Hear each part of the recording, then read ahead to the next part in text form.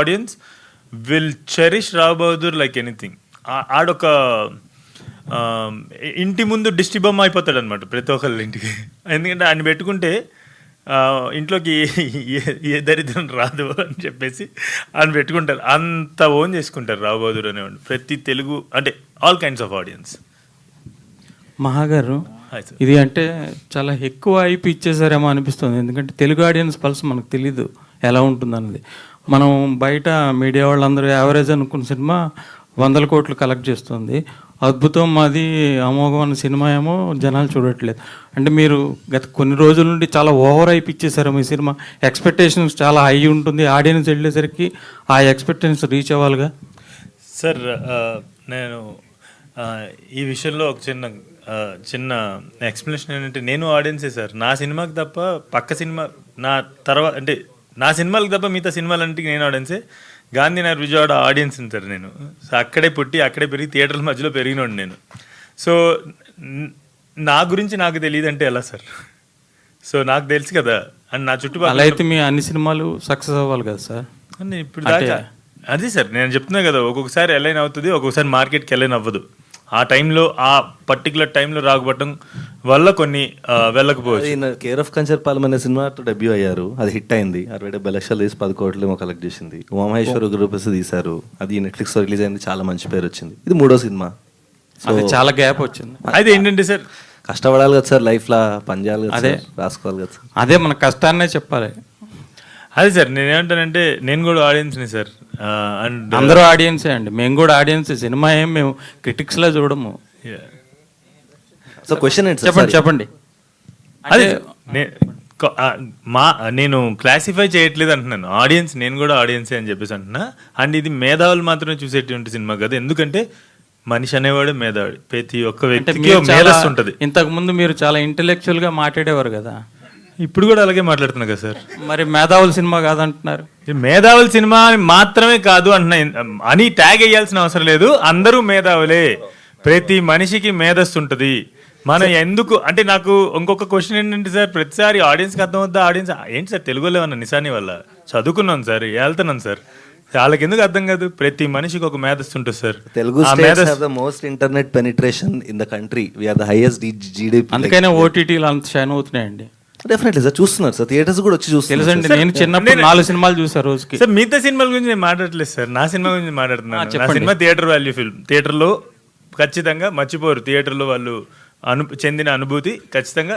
ఇప్పుడు 8 సంవత్సరాల క్రితం వచ్చిన నా మొదటి సినిమా ఈ రోజుకి మనం మాట్లాడుకుంటాం అంటే దానికి కారణం ఒక కైండ్ ఆఫ్ అనుభూతిని ఇచ్చింది కదా.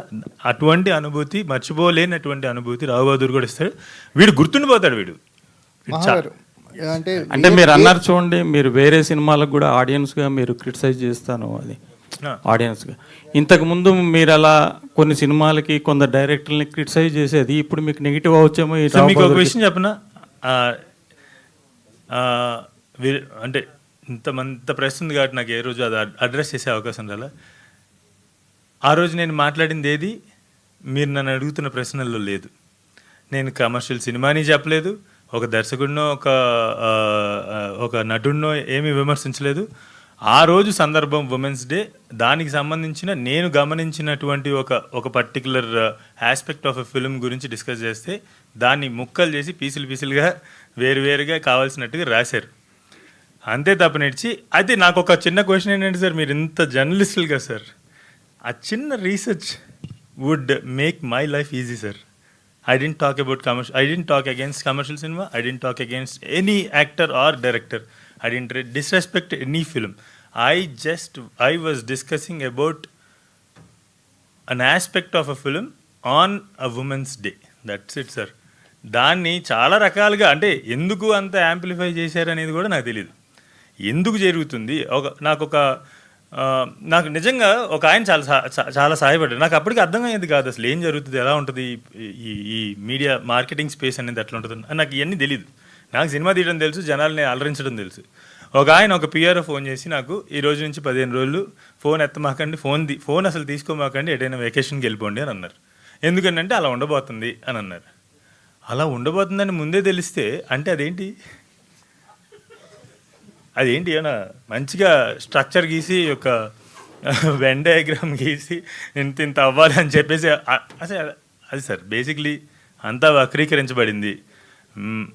ఇంతటి అంటే నాకు జర్నలిజం నాకు చాలా ఇష్టమైన జాబ్. నాకు ఒకవేళ నేను ఫిల్మ్ మేకర్ అవ్వకపోయి ఉంటే కనుక జర్నలిస్ట్ అయ్యండి. ఒకవేళ నేను జర్నలిస్ట్ అయి ఉంటే కనుక ఓ ప్రశ్న అడిగే ముందు అసలు ఆ చిన్న పీస్ కాదు సార్ చూసి మీరు జడ్జ్ చేయాల్సింది. ఆ రోజు జరిగింది తెలుసుకొని నన్ను మీరు ఎన్ని ప్రశ్నలు అడిగినా కూడా దాని గురించి నేను సంభాషించడానికి రెడీ. సార్ గోపాలకృష్ణ గోపాలకృష్ణ గారు సార్, ఇది ఎందుకంటే కా సినిమా ఒక 10 కోట్లు బడ్జెట్ పెడితే చాలా అద్భుతమైన లాభాలు వచ్చాయి. ఈ సినిమా రిస్క్ ఇప్పుడు అనురాగ్ శరత్ ఉన్నాడని మహేష్ బాబు గారు ప్రజెంట్ అని చెప్పేసి దీనికి బడ్జెట్కు వెనకాడకుండా పెట్టారా, లేదంటే ఏ ఉద్దేశంతో మీరు ఈ కథను తీసుకున్నారు? బడ్జెట్ కాదండి, ఇక్కడ మెయిన్ కథ అండి. కథ గురించి పెట్టామండి. ఇప్పుడు బడ్జెట్ పెట్టిన తర్వాత కూడా సార్ ఓటీటీ అనుకోవచ్చు, థియేటర్లు కూడా చాలా వీక్గా ఉంది మార్కెట్. అవునండి. ఇప్పుడు సత్యదేవ్ గారి మీద కూడా మీరు కొంచెం రిస్క్ చేస్తున్నట్టు ఈ మూవీ, ఎందుకంటే మార్కెట్ మాట్లాడుకున్న పరిస్థితి కావచ్చు, ఈ మేకప్కి ఖర్చులు, సెట్ ఖర్చులు ఎక్కువగా అయ్యాయి. మీకు ముందే వీళ్ళు చెప్పారా బడ్జెట్ విషయంలో, లేదంటే ఇప్పుడు బడ్జెట్ మీకు తలకు మించిన భారంగా మారిందా, మీరు ఎలా అనుకుంటున్నారు? తలకు మించిన భారం కాదండి, ముందు ఏమనుకున్నామో అదే దాని ప్రకారం చేశారు. ఒకటి ఏంటంటే వీళ్ళు మహా వెంకటేష్ కానీ సత్యదేవ్ కానీ ఇద్దరు కూడా నిర్మాత మనుషులు కాదండి, ఆడియన్స్ మనుషులు. వీళ్ళు ఈ నిర్మాత, నటుడు, డైరెక్టర్ అయినా ఓ రకం చెప్పారు. ఆడియన్స్ మనుషులు అయితే డబ్బులు తెప్పిస్తాం సార్. నేను అంటే జర్నలిస్ట్ కూడా ఒకటి అడగాలనుకుంటున్నాను. ఇప్పుడు 200 సినిమాలు వస్తున్నాయి, 5-10 ఆడుతున్నాయి.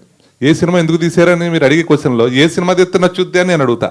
చెప్పండి, అదే తీస్తాను. తెలిస్తే అందరూ అదే తీస్తారు. మరి అందుకనే నిర్మాతను కొంచెం సపోర్ట్ చేసి నిలబెట్టేలా చేస్తే ఇలాంటి ప్రయోగం చేయడానికి మాలాటలు ముందుకు వస్తారు. అంటే సపోర్ట్ అంటే ఏం చేయాలండి? సినిమా బాగాలేకపోయినా బాగుందంటారా? కాదు, 15 రోజులు తాగబెట్టి ఈ సినిమా జనాలకి అర్థమవుతుందా అసలు అని అలాగే సపోర్ట్ అంటే ఏ విధంగా? సపోర్ట్ అంటే ఇప్పుడు ఇలా కొత్త ప్రయోగం చేస్తున్నాం అండి.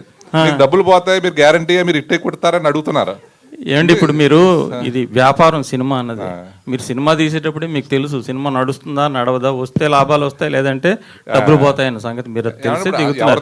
దానికి ఇంకా సపోర్ట్ ఏముందండి? మాట్లాడుతాను, పోతుందని ఎవరన్నా తీస్తారా? సినిమా పోతుందని ఏమండి పోతుంది అని ఎవరు తీయరు, కానీ సినిమా నడుస్తుందా నడవదా అన్నది మాత్రం చెప్పలేరు కదండి. ఇది మేము అది ఎవరికి తెలియదు. అది దీనికి ఒక క్లారిఫికేషన్. ఇప్పుడు మీరు రియల్ ఎస్టేట్ లో పెట్టారనుకోండి డబ్బులు, దానికి ఏదైనా డబ్బులు వస్తాయి. మీరు ఫిక్స్డ్ డిపాజిట్ వేసారనుకోండి 10 కోట్లను, మీకు ఇన్కమ్ వస్తుంది సార్. ఇక్కడ ఆ మాటే కానీ నిజమైతే సార్, ఇక్కడ ఒక్క మనిషి కూడా ఉన్నాడు సార్. ఇలా చింతా గోపాలకృష్ణ కానీ అనురాగ్ కానీ శరత్ కానీ లేకపోతే అసలు నేను లేను, మీరు లేరు, ఇక్కడ కూర్చొని ఎవరు ఉంటారు? ఎందుకంటే ఈకో సిస్టమ్ ఇదేంటంటే లాభ అంటే హై సినిమా ఇండస్ట్రీకి వచ్చి సినిమాలు కాకి ఎంత మిగిలిందంటే ఈ మిగులుతున్న లాభ నష్టాలు కూడా అన్ని నిజాలు కాదండి, యథార్థంగా చెప్తున్నాను. ఎవరెవరో ఏదో చెప్తారు, ఎంత వచ్చింది అంత వచ్చిందని.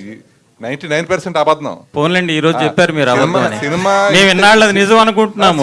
ఓ సినిమా 450 కోట్లు కలెక్ట్ చేసిందంటే అదే నిజం. అమ్మో కలెక్ట్ చేసింది అంత అబద్ధం. కానీ నేను చెప్పేది ఏమిటంటే గోపాలకృష్ణ గారు but I really love this conversation sir. ఎందుకంటే మీరు చాలా డిఫరెంట్ క్వశ్చన్ వేసి మా లోపల నుంచి అసలు విషయాలు బయటికి తీసుకొస్తున్నారు. సార్ కాకి ఎంత మిగిలింది ఇప్పుడైనా? రావు బహదూర్ అండి ఒకటే శ్రీపాల్ కాకి మిగిలిందా? కాకి మిగిలిందా? ఆర్టిస్టుల భవిష్యత్తు మిగిలింది అంతే. భవిష్యత్తు మిగిలింది సార్. ఒకటే డిస్కషన్. రావు బహదూర్ సైకలాజికల్ డ్రామా, అక్కడ ఆ టాపిక్ బయటికి తీసుకొని వెళ్ళండి ప్లీజ్, వేరే టాపిక్లు కాదు. వెంకటేష్ మహాగారు